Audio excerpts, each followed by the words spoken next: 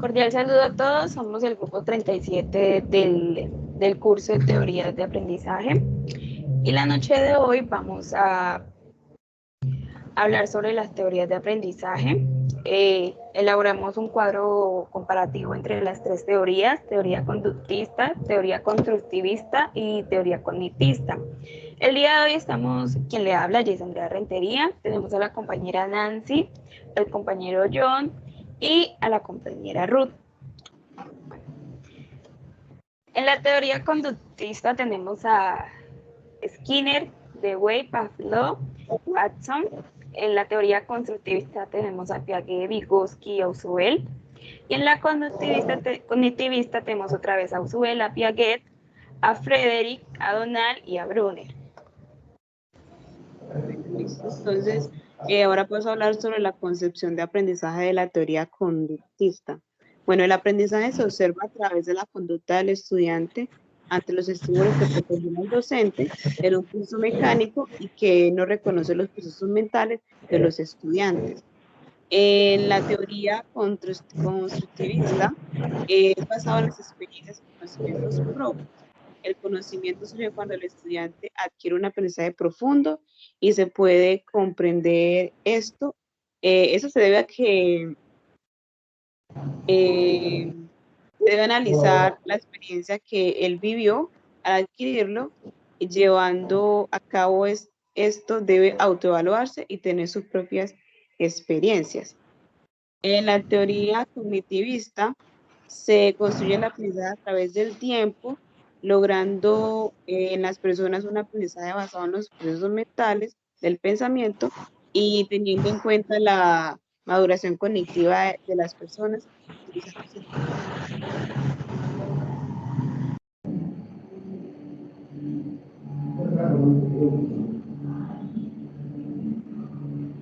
Ya. Bueno, listo. Entonces ahora voy a hablar del proceso de aprendizaje. La teoría conductivista, para su enseñanza se utilizan técnicas como el refuerzo y el castigo. Los conocimientos que se transmiten son de contenido científico técnico. Teniendo en cuenta la repetición, se formulan objetivos, se ve la ejercitación del conocimiento, la comprobación de resultados y la fijación de conducta. En la teoría constructivista se promueve el aprendizaje por experiencias, hacer que los estudiantes resuelvan problemas con experiencias vividas propias. El estudiante debe estar en continuo uso de la memoria, ya que su constante uso ayuda a aprender, a interpretar y generar nueva información en base a ello. Y en la teoría cognitivista, eh, esa teoría se preocupa de cómo el estudiante adquiere, almacena y organiza los conocimientos obtenidos. Por lo tanto, el conocimiento en esa teoría se mide por lo que los estudiantes saben, cómo lo adquieren y no por lo que hacen.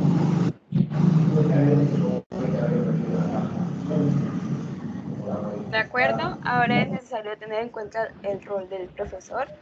En la teoría conductivista, el profesor es aquel que posee el conocimiento, planifica, organiza y dirige el aprendizaje sin crear nuevas estrategias.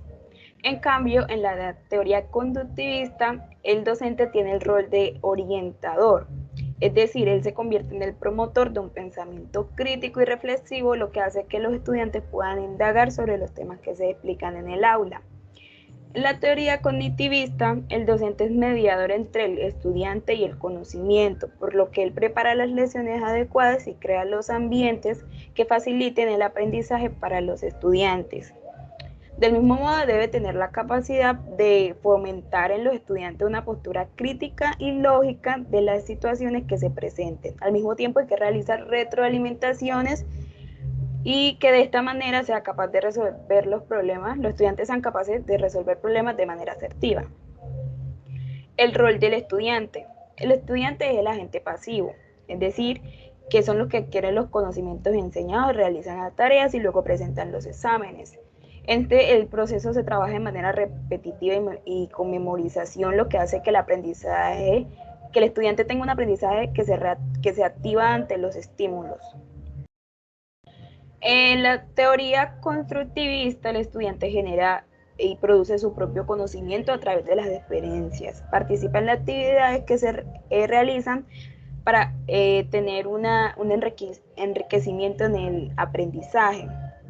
Además de que desarrollan un pensamiento crítico y una actitud indagatoria ante los temas que se explican dentro del aula de clase, lo que promueve el aprendizaje autónomo. En la teoría cognitivista, el estudiante debe asumir el rol colaborativo y participativo. De esta manera estará dispuesto y atento a lo que el docente le va a enseñar. Siempre debe ir en búsqueda de nuevos conocimientos y relacionarlos con los que aprendió previamente y así generar sus propios conocimientos. Ahora continúa la compañera Nancy, por favor.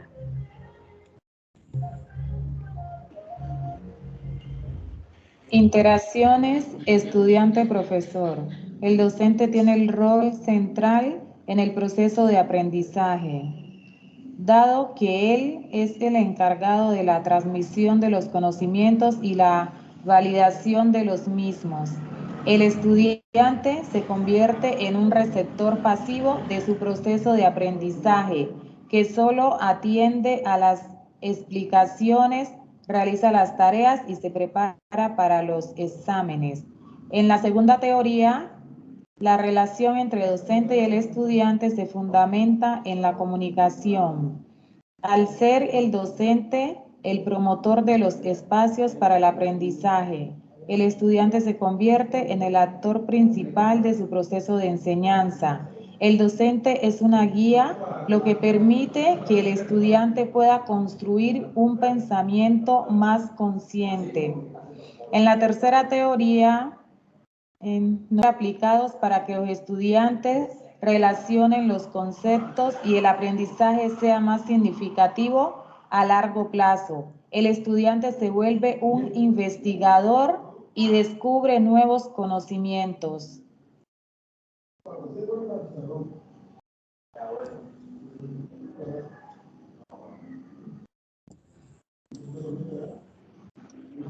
Bueno, continuamos. El aprendizaje se da por medio de la asociación y repetición. Por medio del estímulo se aplican conocimientos en nuevas situaciones y conductas adquiridas. En la teoría constructivista, el aprendizaje se da cuando el estudiante empieza a utilizar sus conocimientos en el contexto en el que se desenvuelve. El aprendizaje se construye por medio de las experiencias, basado en lo práctico y no tanto en lo repetitivo. En la teoría cognitivista, la memoria es un elemento clave en la adquisición de conocimiento. El estudiante entiende que los conocimientos adquiridos puede aplicarlos en diferentes contextos. Los aplica en la vida cotidiana.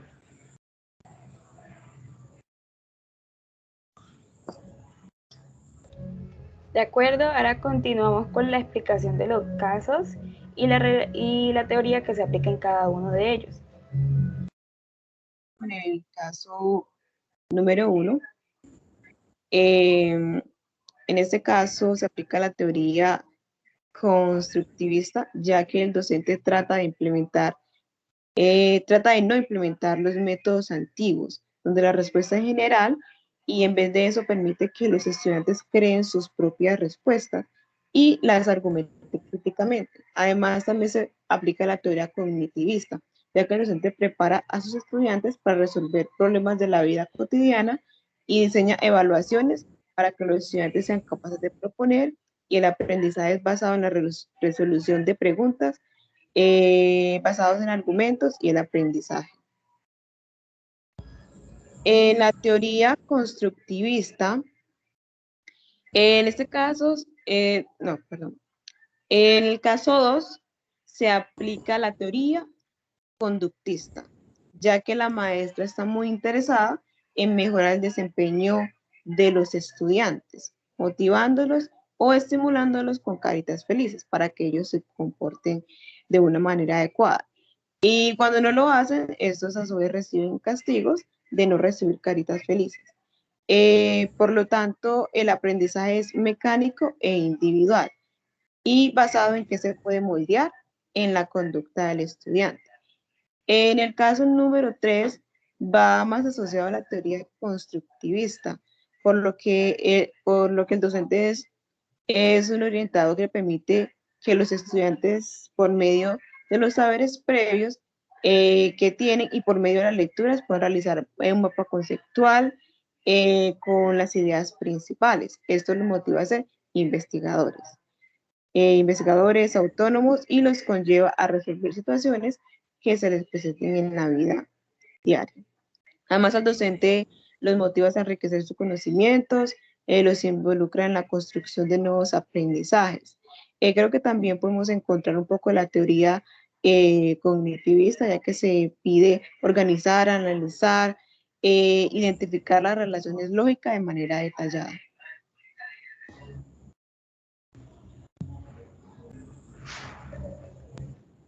La concepción del aprendizaje.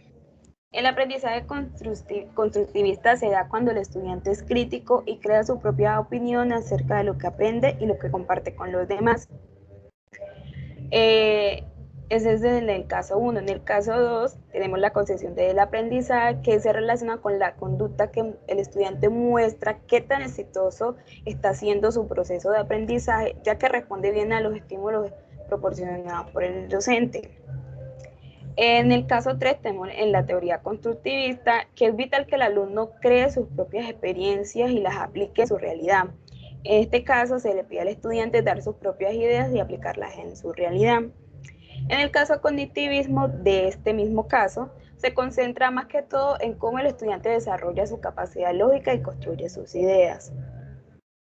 En cuanto al proceso de aprendizaje, en el caso 1, el estudiante funciona como una experiencia propia que adquiere cuando el docente le proporciona los recursos y los elementos que pueden aplicar en su vida diaria.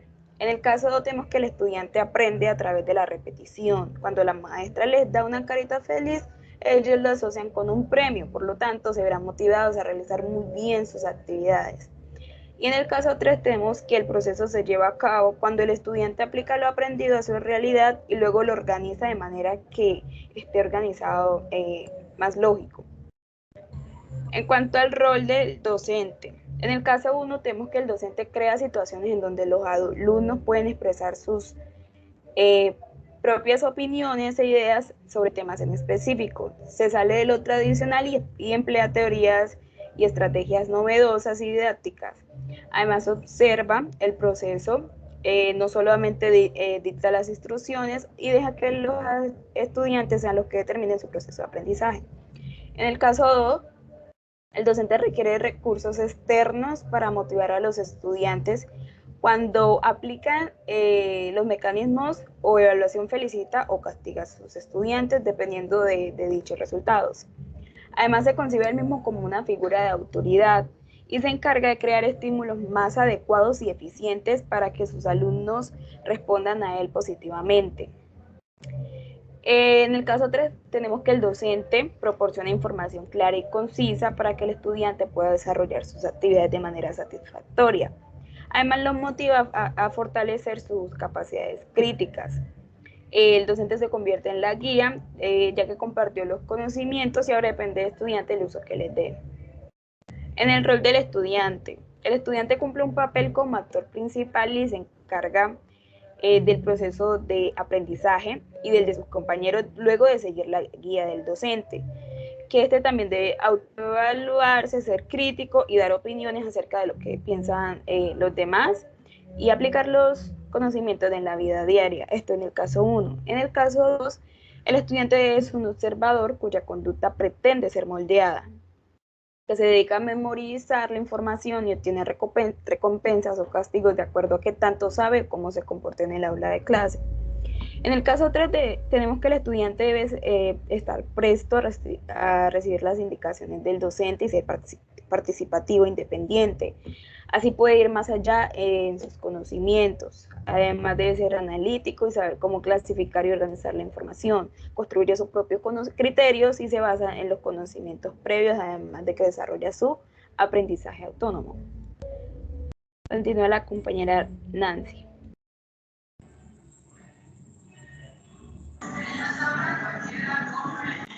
Interacción estudiante-profesor. El docente crea un ambiente colaborativo donde participará él y los estudiantes en conjuntos, creando así nuevas ideas a partir de las respuestas de los otros estudiantes. En el caso 2, entre el docente y el alumno se crea una relación de confianza y se establece un acuerdo mutuo, donde los estudiantes responden bien a los estímulos, caritas felices, y el docente lo recompensa. El estudiante, puesto a que representan una figura de gran ejemplo para ellos. Entre ambos debe haber una gran conexión emocional.